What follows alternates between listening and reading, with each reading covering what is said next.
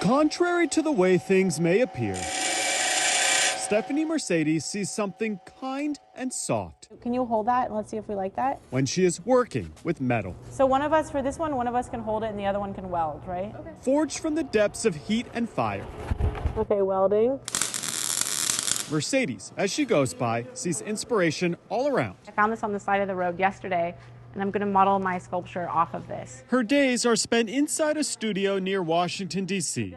The space is dirty and raw. You kind of just like respond also to like what the metal wants to do. You want to put it straight through. But the true depth of Mercedes' art is forged from the raw materials she draws her inspiration from: bullets and guns. It's impossible to live in the United States today and to not be thinking about gun violence on a daily basis. It's not that she's an avid gun enthusiast. Quite the opposite. Mercedes melted down her first gun in 2016.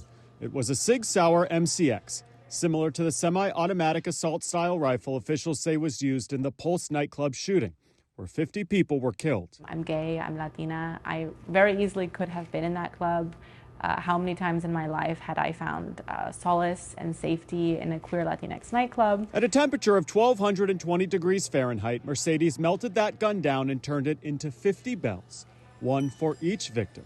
It was in that first installation this 29-year-old found her medium of choice. At a time when mass shootings regularly rock the country, including just last week in Nashville, Mercedes sees her exhibits as a memorial of sorts. She's melted down hundreds of guns.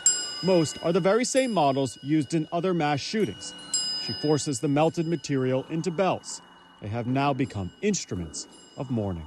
What I hope is that people enter into the space and are just really able to have a intimate, raw, and emotional experience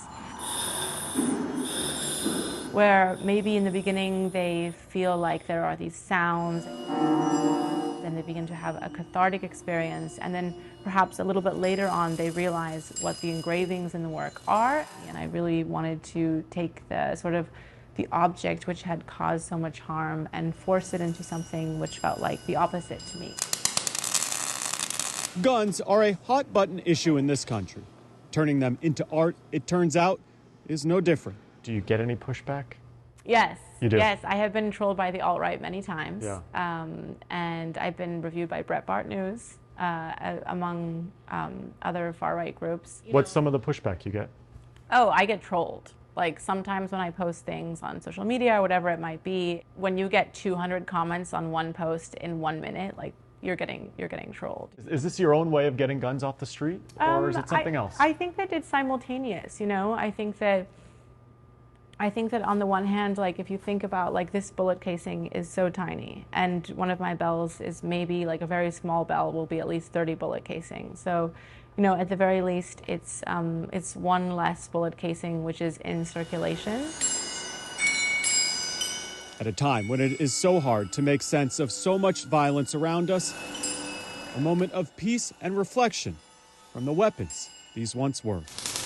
It's kind of allowing the metal to speak for itself and to take the shape that it wants to. Chris Conti, Scripps News, Washington.